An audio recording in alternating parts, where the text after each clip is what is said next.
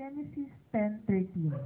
At naging anak ni Mizraim si Ludim, at si Anamim, at si Lehabim, at si Naptuhim. So, ito po yung mga anak ni Mizraim, na anak ni Siam. So, naging anak ni Mizraim si Ludim, Anamim, Lehabim, at Naptuhim. So, sa umaga po ito, pupuntahan po natin yung isa sa mga anak ni Mizraim, si Ludim. Okay? Ludim, sa salitang Hebreo po ay Ludi. Ludi.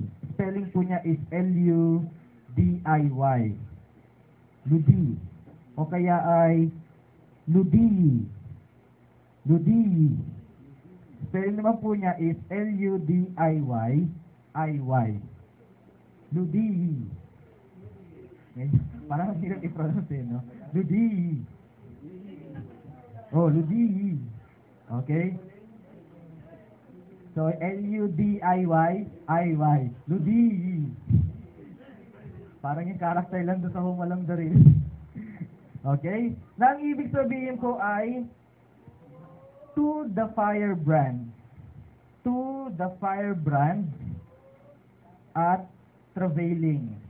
Firebrand. Siyempre, bear brand, firebrand. Huwag ganun lang. Bear brand, firebrand. Yung firebrand sa Tagalog po ay mga paggatong. Gatong. Okay? Travailing. Sino naman po yung travailing? Yung salitang travailing po ay nangangahulugang laboring with toil. Laboring with toil. Yung toil, ang ibig sabihin po ng toil is exerting effort or laboring with hardship or hard work. Okay? So, yun yung toil. Okay? So, sabi, yung kahulugan ng pangalan Ludim ay to the firebrand at saka travailing. Okay? Laboring with toil. Okay? Yung para bang yung example po ay yung para bang nanganganak, yung nag-labor ka na. Siyempre, wala naman siguro nanganak na napakadali. Liban lang sa mga cesarean. Tama po? So, yung mga nanganak ng normal, talagang hindi biro po yun. Talagang nag-labor sila na talagang mahirap, masakit, di ba? Nakakaubos ng lakas. Okay? Yun yung laboring with toil. Okay? Kung mapansinin po natin mga kapatid, may kaugnayan lang po yung dalawang kahulugan na po yun sa isa't isa. Isa to the firebrand at saka yung travailing. Kasi, di ba, may mga tao, kung bakit nagkakaroon naman ng hirap dun sa ginagawa nating pagtatrabaho kasi mayroong mga tao nagpapahirap. Tama, mga kapatid? To the firebrand, pag sinabi natin to the firebrand, di ba yung gatong? Alam natin, kapag naggagatong po tayo, mga kapatid, kung bakit ang purpose natin, kung bakit tayo naggagatong, para lumakas yung apoy. Minsan, ganun yung ginagawa ng mga tao. Yung init ng tao, ginagatungan sa pamamagitan ng mga salita ng isang tao. Kaya, lalo siyang nag-iinit. Nagiging source yung taong yan ng kaguluhan. Amen ba yun, mga kapatid? Ganun din eh. Di ba? Kapag kayo isang tao, nagtatrabahong may hirap. Bakit? Kasi meron nagpapahirap sa kanya. Yun siya nagiging cause kung bakit nahihirapan yung isang tao. Di ba? So, may mga tao na nagiging cause ng pahirap sa atin at nagiging cause para magkaroon ng galit, inis, at kaguluhan. Amen ba yan, mga kapatid? So, talagang connected lang po yung meaning ng pangalan ni Ludim na to the firebrand at travailing. Kasi may mga tao na nagiging cause kung bakit nagkakaroon ng hirap yung ating ginagawa, nagkakaroon ng hirap yung ating pong mga buhay, at nagiging cause kung bakit nagkakaroon ng kaguluhan, init, galit sa isang tao. Tanong, mga kapatid, marapat ba sa atin na tayo ay maging cause o maging dahilan ng kaguluhan o pagkakaroon ng pagkakaalit, mga kapatid? Marapat ba sa atin na tayo yung maging dahilan para magkaroon ng away, gulo, sigalot sa pagitan ng mga tao, mga kapatid? hindi. So, buta natin yung sinasabi ng banal na kasulatan. Basahin po natin yung Roma 12. Ang talata po ay 18. Marapat ba sa atin na tayo ay maging dahilan ng pagkakaalis o pagkakaroon ng alitan? Roma 12:18. Kung maaari, ayon sa inyong makakaya, ay magkaroon kayo ng kapayapaan sa lahat ng mga tao. Sabi ng banal na kasulatan, mga kapatid, sa atin, hindi marapat ang bawat Kristiyano na maging cause ng pagkakaroon ng alitan o ng gulo. Kundi ang inuutos pa nga sa atin ng ating Panginoon Diyos ay, ano daw po mga kapatid? Hanggat maaari sana, magkaroon tayo ng kapayapaan sa lahat ng mga tao.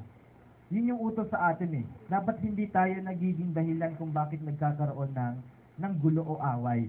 Kundi dapat hanapin natin sa mga tao, sa lahat ng mga tao, kapayapaan. Nasabi din ng Panginoon Diyos sa Colossus 3:15,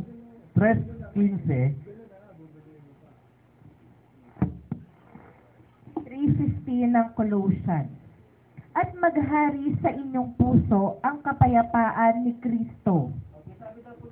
maghari sa ating mga puso, mga kapatid, yung kapayapaan ni Kristo. Kasi kung naghahari yung kapayapaan ni Kristo, hindi ka makakaisip o hindi ka maaagawa ng mga bagay na magiging cause ng away o ng gulo. Amen po ba yun, mga kapatid? Meron po ba ritong Kristiyanong troublemaker? Dapat wala, mga kapatid. Sabihin mo sa tabi mo, huwag kang maging troublemaker. Huwag kang maging troublemaker. So, iba yung ikaw mismo, troublemaker. Iba naman yung tao na sila yung nagiging dahilan. Kunwari, inaaway ka, pero wala ka namang ginagawa. Okay? Magkaiba yon. Okay? So, kasi kadalasan, ang Kristiyano naman talaga, tayo lagi inaaway. Lalong higit sa pagsasalita ng katotohanan. Amen ba yan, mga kapatid? Nagiging kaaway tayo ng tao dahil sa pagsasalita ng katotohanan. Pero, ibang usapan kasi, mga kapatid, kapag ikaw mismo, Kristiyano, troublemaker ka. Amen? Diba? Gumagawa ka ng mga usapan, gumagawa ka ng mga chismis na nagiging cause para magkaroon ng alitan yung mga tao. Okay, ikaw pa'y nangunguna sa mga pagre-rebelde, di ba? Hindi tayo ganun, mga kapatid. Dahil ang Christian, hindi tayo troublemakers. Amen ba yun, mga kapatid? Amen. Tanong, mga kapatid, meron bang ganung klaseng tao? Yung yung para bang hindi nagbibigay ng peace o ng kapayapaan. Yung gusto-gusto nila parang may gulo. May mga ganung klase bang tao, mga kapatid? Okay. So, isa-isayin po natin kung sino po yun. Patunay po na ng banal na kasulatan na may tao na talagang gustong-gusto nila na may away at talagang walang kapayapaan. Hindi sila nagbibigay ng kapayapaan. Sabi po, sa unang Timoteo 1, ang talata po ay 9. Basahin po natin yung sinasabi ng banal na kasulatan. Patunayan natin na kahit sa banal na kasulatan, may binabanggit na mga tao talagang troublemakers. 1 Timothy 1:9. Yamang nalalaman ito na ang kautusan ay hindi ginawa dahil sa taong matuwid, kundi sa mga walang kautusan at manggugulo. Ano po sabi ng banal na kasulatan, mga kapatid? Yung batas, sabi po dito sa binasa po natin, yung batas ay hindi ginawa para sa mga matuwid. Kasi alam naman natin kahit na may batas dyan, kung matuwid ka naman tao, di ba, hindi mo naman siya lalabagin Tama ba yan, mga kapatid? Pero, bakit ba nagkakaroon ng batas? Di ba, kung pupunta lang natin sa bansa natin, bakit ba nagkakaroon ng batas? Bakit ba nagagawa yung mga batas? Dahil meron kasi mga nakikita silang manglalabag. O yung mga tao talagang hanap ay gulo. Amen ba yun, mga kapatid? Amen. Diba? Kung papansinin niyo yung ating history, mga kapatid, sa Pilipinas at sa ibang bansa, diba? Dati, ang buhay nila, gere, pananakop ng mga bansa Tama yon, mga kapatid. Diba? Napag-aaralan natin sa history yon. Pero bakit natigil yung ganong klase ng mga gulo? Bakit natigil yung ganong klase ng mga biglaan? Kasi nagkaroon na ng mga kasunduan o treaty o nagkaroon na sila ng batas pagdating sa mga ganong klase ng digmaan. Tama?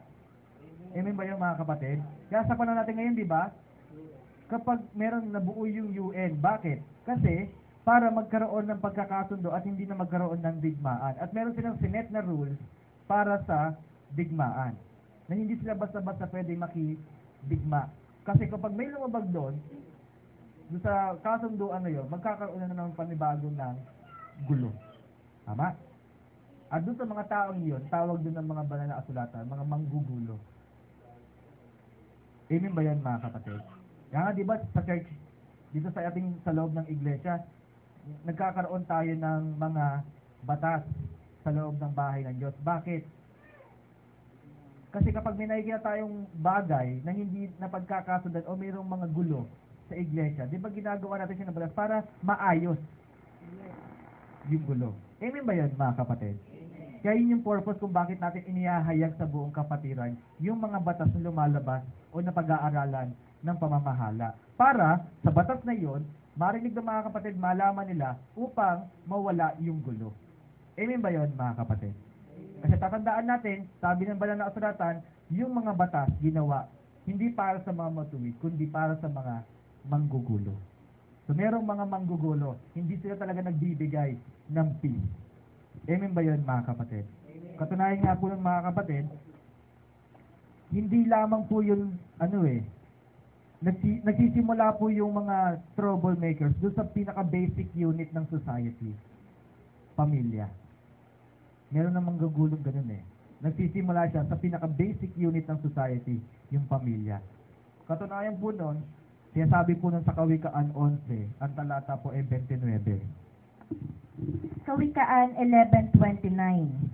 Siyang bumabagabag ng kanyang sariling sangbahayan ay magmamana ng hangin. Okay, sabi lang po doon, siyang bumabagabag ng kanyang sariling sangbahayan ay magmamana ng hangin. Manggugulo start inside the family. Kung sino, yung mga manggugulo sa pamilya, sila yung talagang masasabi mong nagkakaroon ng matinding kaguluhan sa kanila. Kasi meron troublemaker sa pamilya. Tanong mga kapatid, meron ba ganun ditong kapatid na troublemaker o siya yung nagiging dahilan ng kaguluhan sa kanyang pamilya? Kumbaga, may mga anak pa ba ritong rebelde sa kanilang mga magulang? Kumbaga, meron pa ba ritong mga siguro wala naman kasi meron ba rin, kasi tatanong ko sana kung meron dito mga kapatid na siya yung nanduloko sa kanyang asawa. Wala naman sigurong ganun mga kapatid. Kasi kapag ganun, siya ay bumabagabag na sa kanyang sariling sangbahayan. Amen ba yun mga kapatid? So, inulit ko po mga kapatid, meron po ba ritong rebelde sa kanilang mga magulang? Wala naman no mga kapatid. Siguro palakpakan natin ang ating Panginoon Diyos kasi wala rito rebelde sa kanilang mga magulang at wala dito nagiging bagabag sa kanilang pamilya. Okay? At syempre, kung nagsisimula yon, kasi tandaan natin ang kaguluhan it always starts doon sa pinaka-basic unit ng family. Eh, siyempre, kitang-kita naman po natin, kahit ngayon, sa panahon po natin, sa bansa po natin, kitang-kita natin na marami mga tao talaga na manggugulo. Basahin nga po natin yung Jeremias 5, ang talata po ay 23. Jeremiah 5:23. Ngunit ang bayang ito ay may magulo at mapanghimagsik na puso. Sila'y nanghimagsik at nagsiyaon. Sa bansa naman po natin, kitang-kita naman po natin na nangyayari po yung ganito Diba? Sabi daw dito, ang bayan ito ay may magulo at mapanghimagsik na puso. Amen ba yun mga kapatid? Kitang-kita naman sa bansa natin NPA. Tama? Abu Sayyaf. Diba mga kapatid? Mga rebelde ng bansa, mga manggugulo. Kahit yung mga simpleng rallyista, mga kapatid. Yung simpleng pumupunta ng EDSA, doon sa araw nung SONA, Dahil sa araw ng solang ng ating Pangulo, di ba? Biruin nyo, dapat nakikinig lang sila eh. Pero ang ginagawa nila, against talaga sila eh. Kaya nga sa bansa natin, merong tinatawag na opposition doon sa ating pamahalaan. Kasi they are the ones who oppose kung ano man ang ipinai-implement ng ating Pangulo o ng ating pamahalaan. Kaya tinatawag na opposition. Amen ba yun mga kapatid? Kaya kahit dito kitang-kita natin kung sino yung mga manggugulo. Tanong mga kapatid, sasali ba kayo doon? Sasali ba kayo doon sa mga nagrarally? Diba? Isang pagkakamali nga nagawa ko noon ng college kasi napasali ako eh. Nasa dyaryo pa nga kami, 3 kami. Alam ko front page pa kami noon eh. yung picture namin 3 eh. Nasa protesta kami kasi yung PUP ay ililipat ng dito. Diyan sa may sa may taas. Kasi yun yung purpose kung ba't kami nag-rally noon. Pero ang alam ko lang kung ba't kami nag-rally, sabi yung may parade. Sabi naman kami 3. Kami 3 lagi magkakasama doon. Hindi naman namin akalain na pipicturean kami. Kala namin yung picture na yun para sa parade. Kaya, magpo-posting pa nga sana. Kasi huwag kayo mag-posting. Diba? Napasali kami doon sa ganung klase ng gulo. Nawa nalaman natin to mga kapatid. Tayo, higit yung mga kapatid. Diba? May mga organizations tayong sinasamahan sa ating sa ating lipunan, sa ating eskwelahan. Magkaroon man ng ganong klase ng pagre-rebelde o pag-aalsa, mga kapatid, huwag tayong sasama. Dahil hindi naman tayo manggugulo. Amen ba yan, mga kapatid? Siguro palakpaan natin ang ating Panginoon Diyos, mga kapatid. At sana, hindi natin magawa yung ganon, mga kapatid. Okay lang sumali tayo sa mga organizations, pero pag once nag-start na sila na maging cause ng gulo, huwag na. Huwag ka nang sumali doon, kapatid. Dahil hindi marapat sa Kristiyano ang sumali sa mga ganon, sa mga taong manggugulo. Amen ba yan, mga kapatid? Ngayon, mga kapatid, eto naman, nakita natin, may mga tao talagang manggugulo. Amen? Ngayon, mga kapatid, saan ba sila at papaano ba sila nanggugulo? Ano ba yung mga ways nila o yung mga kaparaan nila na nakapaggugulo sila at saan particular na sitwasyon sila nanggugulo, mga kapatid? Basahin natin yung Santiago 3:16. Santiago 3:16. Sapagkat kung saan mayroong paninibugho at pagkakampi-kampi, ay doon mayroong kaguluhan at lahat ng gawang masama. Diba? Ganun naman talaga yun eh. Yun yung nagiging cause kung bakit nagkakaroon ng kaguluhan. Kapag ka nakararamdam na ng paninibugho, selos, at saka pagkakampi-kampi. Diba? Kaya nga kung i-compare natin yung form of government dito sa Pilipinas at form ng government sa Amerika, mas okay sa Amerika eh. Kasi kung sino ang presidente doon, ang lahat ng kanyang mga kaalyado o kasundo, siya yung nakaupo doon sa mga pwesto po nila. Kaya nga ang botohan lang doon, presidente lang eh. Hindi na binoboto doon kung sino yung vice nila, hindi na binoboto doon senador nila, kasi kung sino na presidente, kung sino yung mga kaalyado niya, kasama niya, sila na lahat. Kaya napakaganda ng form ng government doon kasi nagkakasundo yung pamahalaan. Unlike sa atin, may kampi-kampi. Kaya madalas, magulo. Amen ba yun, mga kapatid? Diba? Kung bakit madalas sila nababalita sa telebisyon, kasi may pagkakampi-kampi. At kung bakit nagkakaroon ng pagkakampi-kampi, may nararamdaman kasi silang selos sa bawat isa. Amen ba yun, mga kapatid? Diba? Sa church ba, meron bang ganun? Sa church ba, meron bang ganun? Ay, dito okay, kay Brother Tonyo. Ay, dito kay Brother June. Ay, dito kay Brother Alan. Diba? Ay, kay Brother RJ. Diba? May mga ganun ba, mga kapatid? Diba? Ayoko rito kay Brother Alan kasi masait magsalita. May ganun ba, mga kapatid? Ay, okay, Brother Jun. Sobrang malumani naman. Saan ba kayo, mga kapatid? Ay, parang ayaw nyo parehas, di ba? Mga kapatid, alisin natin yung ganun. Kung meron man, mga kapatid, at sana wala sa iglesia nito, yung ganung klase ng damdamin, yung pagkakampi-kampi, para bang yung napag-aralan natin sa banal na kasulatan, di ba?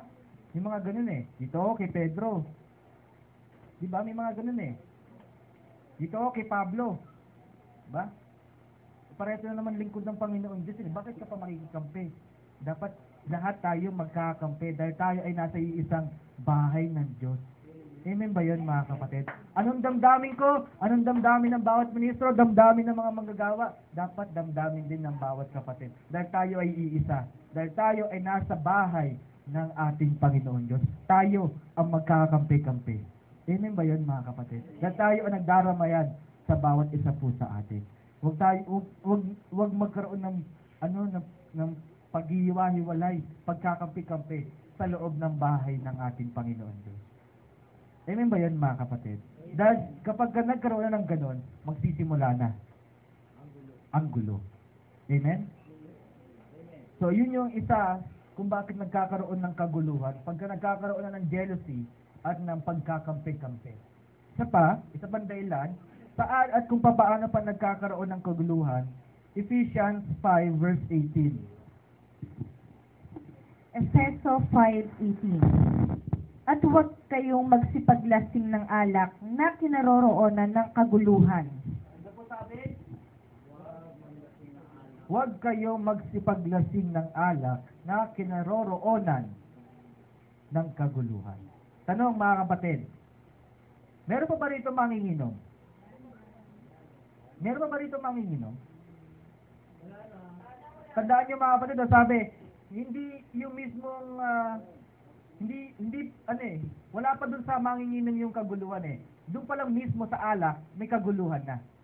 Sabi ng banal na sa atin, malinaw eh. Huwag kayo magsipaglasing ng alak na kinaroroonan ng kaguluhan. Yung alak pa lang per se, may kaguluhan na doon. Eh kapag pumunta ka pa doon, lalo na magulo. Rumble na. Kaya nga kung nababalik tayo sa television, di ba? Dahil doon, nagkakaroon ng patayan, di ba? Dahil sa alak. Siguro naman, mga kapatid, wala na rito manginginom. Amen ba yun, mga kapatid? Walang pambili, kaya walang manginginom. Kaya sana, mga kapatid, di ba laya na tayo eh? Laya na tayo doon sa ganong klase ng bisyo eh. Di ba?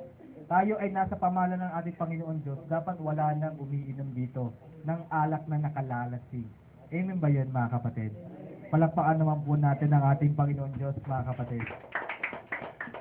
Diba? Tandaan natin, sabi po ng banal na kasulatan sa Kawikaan 20, ang talata 1, ang alak ay manunuya, ang matapang na alak ay manggugulo. Iwasan na natin yun, mga kapatid. Diba? Dahil wala naman talaga magandang maidudulot sa atin ang pag-inom ng alak. Amen? Okay. Ngayon, mga kapatid, nalaman natin kung sino yung mga troublemakers at kung paano sila nagiging cause ng trouble. Ngayon, mga kapatid, anong gagawin natin sa kanila? Yung mga taong nagiging sanhi ng kaguluhan, anong gagawin natin sa kanila? Pagsasabihan, sabi ng banal na kasulatan, 1 Thessalonians 5, ang talata po ay 14. 1 Thessalonians 5:14. At aming ipinamamanhik sa inyo, mga kapatid, na inyong paalalahanan ang mga manggugulo, palakasin ang mga mahihinang loob, alalayan ang mga mahihina, at maging mapagpahinuhod kayo sa lahat. Ano po sabi ng banal na kasulatan, mga kapatid? Ano yung gagawin natin doon sa mga nagiging sanhi ng kaguluhan? Paalalahanan natin. Amen, mga kapatid? Tanong, nagpapaalala po ba kayo sa mga kapatid sa panahon na kuminsan nagkakaroon na sila ng maling kaisipan o kaya naagawa sila ng kasalanan? Nagpapaalala po ba kayo? Kasi tandaan natin, once na i-violate natin yung batas ng Diyos, troublemaker na ang tawag sa atin. Kasi ang batas ginawa para sa mga troublemakers eh. Kung labagin mo yung batas, troublemaker ka. Tama? Once na ilabagin mo yung batas ng Diyos, you are considered as a troublemaker. Manggagawa ng kaguluhan. Ang dapat sa mga taong iyon, sa simpleng nakita mo palang gumawa ng kasalanan, paalalahanan mo na. Amen, mga kapatid? Kaya nga, di ba, kung minsan, nag-e-effort talaga yung pamamahala na padalhan kayo ng sulat para imbitahan kayo makausap o i-text man lamang kayo para mapalalahanan kayo dun sa mga bagay na inyong nagawa. Di ba? Text, sulat, tsaka chat, mag-message sa Facebook. Ano nangyari? Facebook. Di ba? Kapag kung minsan kasi nakakalimot kasi tayo eh. Amen ba yun, mga kapatid? Hindi pa naman kayo talaga totally troublemaker. Pero kapag nakakalabag kayo, di ba? Mas maigi ng palalahanan na kaagad.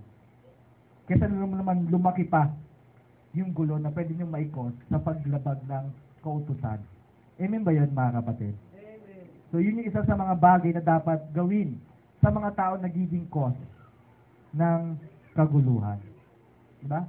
Concern lang naman ang bawat kapatid kung bakit tayo pinapaalalahanan para hindi lumaki ang gulo.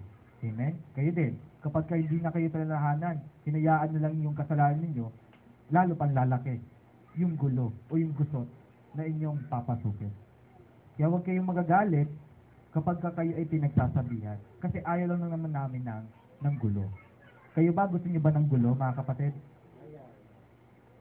Aba, parang gusto yata nila ng gulo, walang sumasagot. Gusto niyo po ba ng gulo, mga kapatid?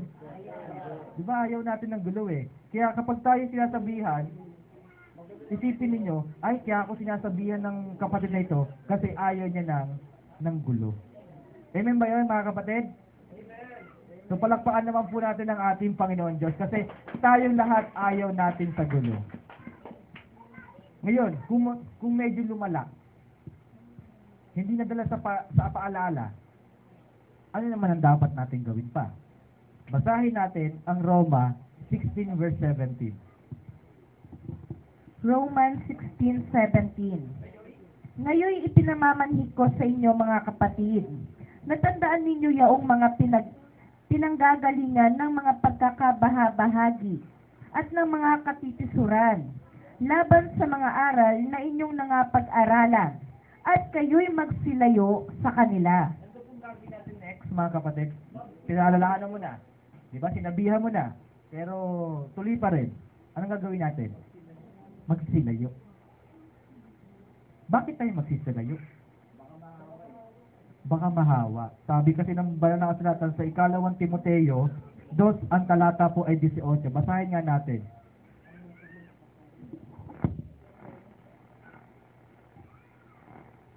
Second Timothy 2:18.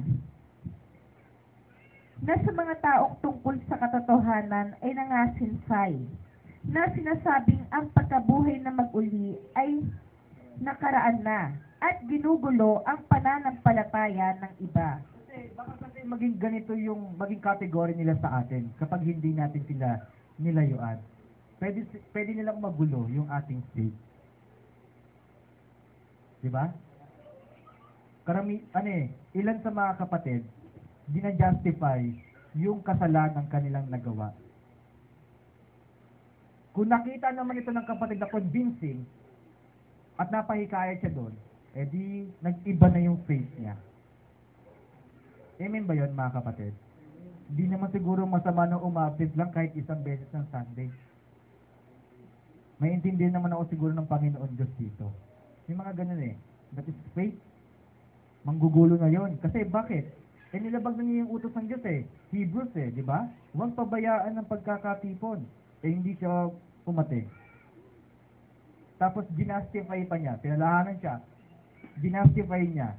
Tapos, ay oo nga, siguro maintindihan ka naman ng Diyos doon. Nahawa yung kapatid. Nagulo ang faith. Pwede nang maging reason ngayon ng kapatid. Pwede ko rin pala maging reason niya sa susunod kapag di ako a-attend ng pagsamba. Amen ba yun, mga kapatid? Ba? So, mag-ingat tayo, mga kapatid. Kapag pinalalahanan na yung kapatid, tapos ayaw niya makinig, layo tayo sa Kanya. Pwede kasing mahawa yung faith natin. Amen ba yun, mga kapatid? Siyempre, alam natin kung ano yung sinasabi itong layuan, mga kapatid. Baka kasi isipin nyo, yung kapatid, ay ito, manggugulo ito, layo na ako, hindi mo na siya tatabihan, hindi mo na siya sasamahan. Ano ba ibig sabihin ng paglayo doon, mga kapatid? Kung ating naaalala yung aral po tungkol po dito, huwag nating gayahin. Amen ba yan, mga kapatid? Kasi kung magkaganon, maraming mga kapatid siguro ang lalayuan natin kapag ganun ang ginawa natin literal. Amen ba yan, mga kapatid? Kundi, ang sinasabi ng banal na kasulatan sa atin, huwag natin gayahin. Huwag tayong pahawa sa ganung faith. Diba? Kaya nga tayo sa ating iglesia, hindi natin hinahayaan na may magturong ibang sekta rito. Bakit? Manggugulo yun ng faith eh. Pwede nilang mabago yung inyong faith sa pamamagitan ng kanilang mga matatamis na pananalita. Amen ba yun, mga kapatid? Kaya hindi tayo sang-ayon na may nagtuturong ibang tao sa church na ito. Dahil tatandaan natin, mayroong itinayo na ang Diyos ng tagapagturo sa kanyang bahay. Amen ba yun, mga kapatid? Walang iba kundi ang tuturo dito, Diyos ang ating Panginoong Hesukristo. Amen ba yun, mga kapatid? Kung hahayaan natin ang ibang religion na magturo dito, magugulo yung faith ng bawat isa sa atin. Magugulo yung iglesia. Magkakaroon ng pagkakawatak-watak. Amen ba yan, mga kapatid? Tanong, mga kapatid, kayo ba manggugulo? Nagagalit ba kayo pag pinagsasabihan kayo? Sana hindi na maulit, mga kapatid. Dahil ang concern lang naman kung bakit tayo pinapaalalahanan, ayaw lang namin ng gulo. Amen ba yan, mga kapatid? Palakpakan natin ang ating Panginoon Diyos, mga kapatid. Ayaw kasi namin magkaroon ng gulo at ayaw namin makahawa yung inyong kaisipan sa mga faith na meron tayo sa iglesia na ito. Amen ba yun, mga kapatid? Isa pa, ano pa yung dapat natin gawin sa mga tao nagiging sanhi ng kaguluhan? Kawikaan 17 at talata po ay 14. Kawikaan 17:14. Ang pasimula ng pagkakaalit ay gaya ng pagbuga ng tubig. Kaya't iwan ninyo ang pagtatalo bago mag-init sa pagkakaalit. Amen ba yun, mga kapatid? Di ba kapag kuminsan nagkakaroon talaga ng miscommunication or disagreement, misunderstanding, mas magandang wag na lang munang pagtalunan. Kasi pwede yung mag-lead para magkaroon ng pagkakaalit. Amen ba yun, mga kapatid?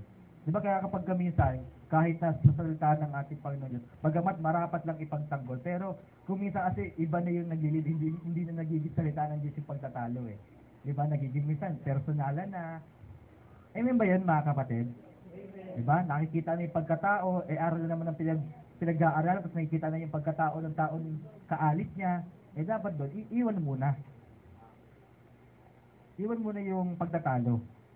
Bago pa tuluyang talagang maging personalan na yung away. Amen ba yun, mga kapatid? Diba? Kaya mga kapatid, kapag inaawat po kayo, magpaawat po kayo. Dahil kapag hindi po kayo nagpaawat, lalong lalaki yung gulo na yan at magkakaroon ng alitan. Higit sa mga mag-asawa. Amen ba yun, mga kapatid? Diba? Kapag natatalo po, iwan muna. Relax muna ng konti. Inom ng juice, bili kayong tinapay, ice cream, di ba? Relax muna ng konti, di ba?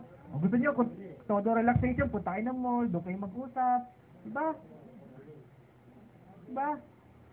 Huwag yung kasi kapag nagpalitan, hindi kayo tumigil, nagpalitan kayo na nagpalitan ng salita, lalo lang, titindi yung init ng isa at ng bawat isa. Tama ba yan, mga kapatid? Di ba? Minsan, ang pinakamasaklat, naglilid pa sa sakitang physical. Amen ba yun, mga kapatid? Iwasan natin, mga kapatid. So, sabi na ba na nakasulatan, para hindi magkaroon ng gulo, iwanan. Ano nga, Facebook, iwatan.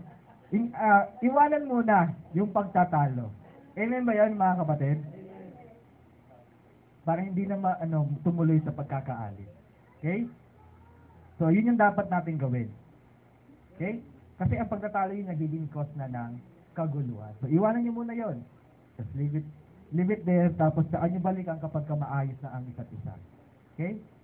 Ano pa? Ano pa yung dapat natin gawin sa mga nagiging sanhi ng kaguluhan? Kawikaan 26:20. Kawikaan 26:20. Sapagkat sa kakulangan ng gatong ay namamatay ang apoy.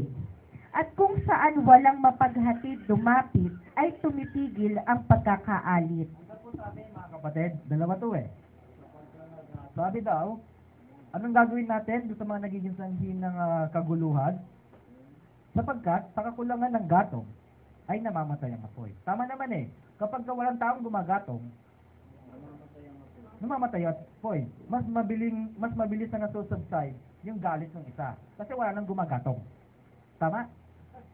Ay ang problema kasi, ang mga kapatid, may kanya-kanya silang kaisipan at attorneys. May mga attorneys ang mga kapatid eh.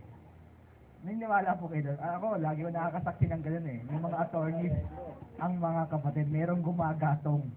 May mga tagapagtanggol ang bawat kapatid. Inaareglo ba? Ganun ba yung usapan doon?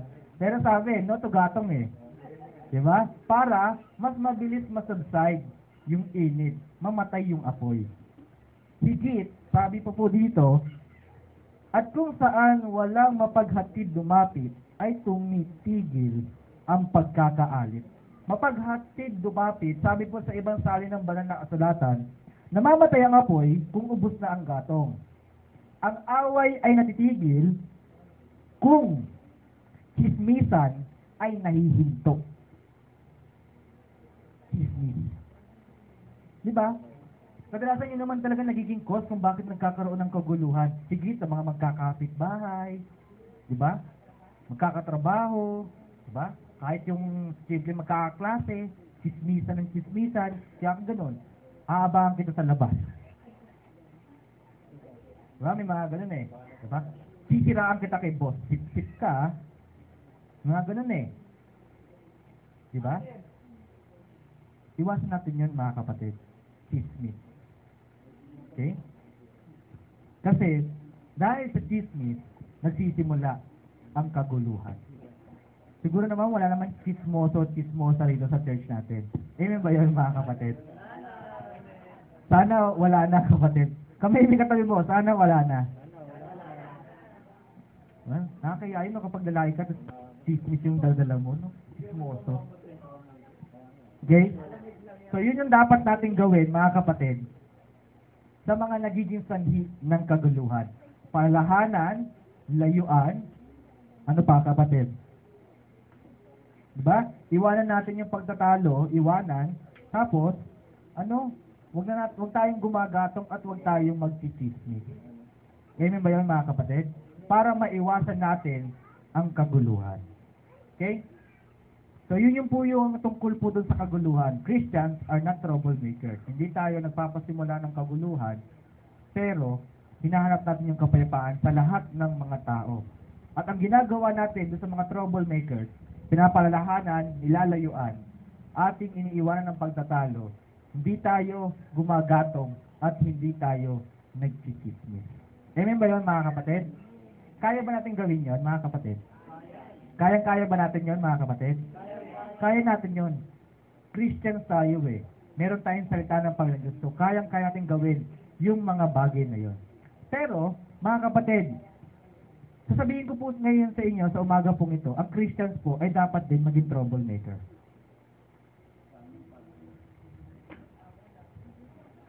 Ang Christians po ay dapat po maging troublemaker. Niniwala po kayo doon, mga kapatid. Saan? Salita ng Diyos? Siyempre, sa pakikipagdebate, talaga? Trouble yun eh.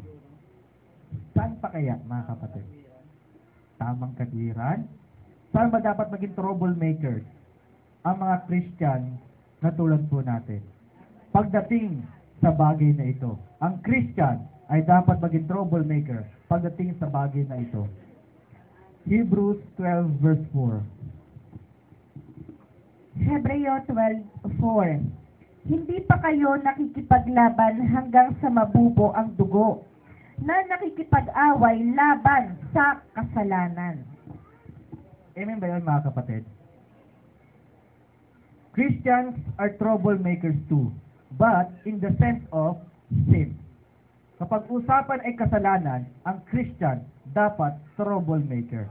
Sabi sa ibang salin, sa salita ng Diyos, kung tutuusin, wala pa namang pinatay sa inyo dahil sa pakikipaglaban sa kasalanan.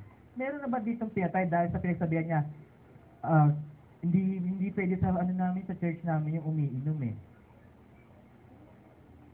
Meron na ba ditong pinatay dahil pinagsabihan niya yung kaibigan niya, ay hindi kami kumakain ng dugo kasi nagagalit ang Diyos eh. Meron na bang pinatay nung pinagsabihan niya yung tatay niya na, tatay, masama po yung uminom ng alak? Meron na ba? Alam ko wala pang pinapatay, pero alam ko meron ng nagalit. Pero wala pa namang pinapatay. Tama? Sa mga kapatid, pinatay ang kapwa kapatid dahil pinagsabihan ng kapatid na huwag magsusugal. Huwag aatin sa ibang church. Huwag magbo-boyfriend ng maaga. Huwag magsusuot ng mahalin na damit. Huwag magkukulay ng buhok. Huwag maglalagay ng cutie. O kaya, huwag makikipag-date kung kani-kanino. Meron na bang ganon? Kristiyano, pinatay ang kapwa Kristiyano dahil pinagsasabihan sa kanyang kasalanan? Meron na bang ganon, mga kapatid? Pinatay na ba kayo dahil sa pagsasabi ng katotohanan? Sabi dito eh, di ba? Wala pa naman eh. Wala pa naman pinapatay sa inyo dahil sa pagsasabi o pakikipaglaban dahil sa kasalanan. Di ba? Wala pa eh. Pero ang Christian, dapat hindi tayo matakot kapag tayo ay nakikipaglaban o nakikipag-away pagdating sa kasalanan. Kasi kung minsan ang Kristiyano parang urong eh. Urong yung kanilang loob. Pagka nakikipag-away sila with regards to sin, ay hindi ko masabihan si tatay kasi baka bawasan yung baong ko. Ay hindi ko masabihan si tatay baka biglang palayasin ako. Eh di ko pa nga tatangka ang patay, palalayasin ka pa lang, hindi mo siya kagad mapagsabihan. Kapatid, nahiya ako sa kapatid, baka hindi na niya ako pansinin kapag pinagsabihan ko siya sa kanyang kasalanan. Tampo pa lang yun. Hindi pa tangkang pagpatay sa'yo. Pero kuminsan ang Christian urong nabila pagka makikipaglaban na sa kasalanan. Amen ba yun, mga kapatid? Hindi namang, although spiritual na pakikipagdigma ang ginagawa natin pagdating sa kasalanan, pero wala pa namang pinapatay dahil sa pakikipaglaban na yun eh. Amen ba yun, mga kapatid? Bakit kayo natatakot na maging troublemaker with regard to sin? Bakit kayo takot na pagsabihan sila? Papatay na ba kayo kapag pinagsabihan niyo sila na bawal uminom ng alak? Papatayin ba kayo kapag pinagsabihan niyo sila na bawal magsugal? Papatayin ba kayo kapag pinagsabihan niyo sila na mali yung sinasamba nilang Diyos? Papatayin ba kayo ng mga taong iyon na pinagsasabihan? Diba? Kasi natatakot tayo eh. Bilang mga Christian, hindi tayo troublemaker, literal, yung alsa tayo, rebelde, mananakit tayo ng ibang tao, magiging cause tayo ng pagkakaalis. Kundi, we are troublemakers dahil nais natin tumigil ang tao sa kanilang ginagawang kasalanan. Amen ba yung mga kapatid? And the question is, nagiging ganun ba tayo? Nagagawa ba natin yan, mga kapatid? Hindi, ayoko ng gulo. Ayoko magtampo sa akin yung kapatid na to. Hindi ko siya pagsasabihan. Kahit kitang-kita mo na yung kanyang ginagawang kasalanan. Ay, siyempre, gulo yun eh. Kapag sinabihan mo siya, gulo yun. Di ba? Maaring magalit sa iyong kapatid, maaring magtampo sa iyong kapatid, maaring hindi ka na niya pansinin. Gulo yun eh. Pero mga kapatid, huwag tayong matakot. Dahil hindi ka pa naman papatayin ng kapatid pag pinagsabihan mo siya sa kanyang kasalanang ginagawa. Maging troublemaker tayo with regards to that particular subject or that particular matter pagdating sa kasalanan. Tandaan natin mga kapatid, ang mga kapatid o ang mga Kristiyano nakakakita ng kasalanan ng kanyang kapatid, kapag namatay yun doon at hindi mo siya pinagsabihan, sisiyasatin ng Diyos sa kamay mo yung dugo ng taong iyon. Dahil ikaw ang mismo nakakita, ikaw mismo ang may pagkakataon para pagsabihan siya. Mas maigi na maging troublemaker ako pagdating sa kasalanan kaysa naman siyasatin sa akin ng Diyos ang dugo ng taong iyon na hindi ko napagsabihan. Amen ba yan mga kapatid? Kaya have no fear with regards to sin. Laban tayo mga kapatid, makipaglaban tayo pagdating sa mga kasalanan. Amen ba yan mga kapatid? Huwag tayong magpurong ng dila sa pagsasabi sa mga kapatid, kapatid, mali na ang ginagawa mo. Kapatid, hindi tama. Kapatid, hindi nakalulugod ang ginagawa mo sa harapan ng Diyos. Maging troublemaker, magalit ka sa akin kung magagalit ka, pero ang ginagawa kong ito para sa ikabubuti mo at para ikaw ay maligtas. Amen ba yun mga kapatid? Ganun tayo kapag tayo ay nakikipag-away laban sa kasalanan. Amen ba yun mga kapatid? Handa ba kayo maging kaaway ng kapatid kapag nagsasabi kayo ng katotohanan sa kanila? Palakpakan natin ng ating Panginoon Diyos at nawa makuha natin ang mensahe sa ubagang nga pong ito. Christians are not troublemakers with regards to sa mga bagay na meron dito sa libutan, but we are troublemakers with regards to sin. Tayo ay nakikipag-away para yung tao ay maligtas. Amen po ba yun mga kapatid? Muli palakpakan natin ang ating Panginoon Diyos at isang mapayapang umaga po sa ating lahat. May tanong po ba mga kapatid pagdating po sa ating paksa sa umaga pong ito?